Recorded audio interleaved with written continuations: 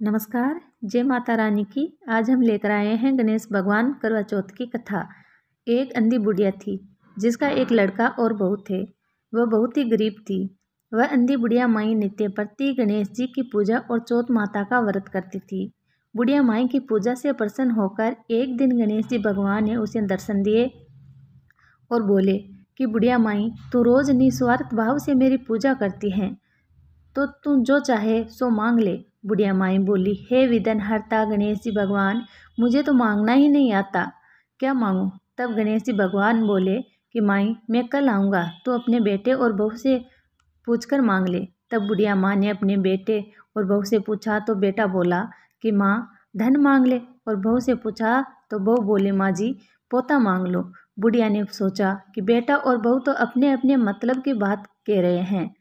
उस बुढ़िया माँ ने पड़ोसियों से पूछा तो पड़ोसियों ने कहा कि बुढ़िया माई, तेरी थोड़ी सी जिंदगी बची है, तू क्यों तो धन मांगे और क्यों मांगे पोता।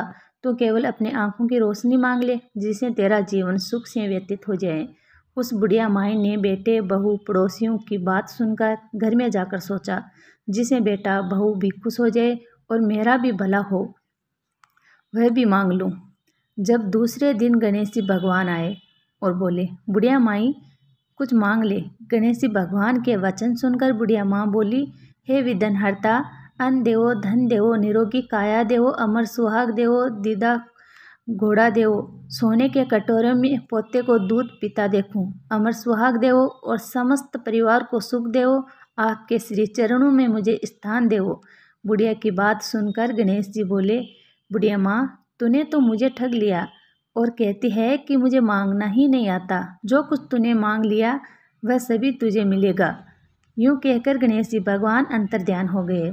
हे गणेश जी भगवान, जैसा बुढ़िया माई को दिया वैसा सबको देना, वैसे ही सबको देना और सभी पर अपनी कृपा बनाए रखना। बोलो गणेश भगवान की जय।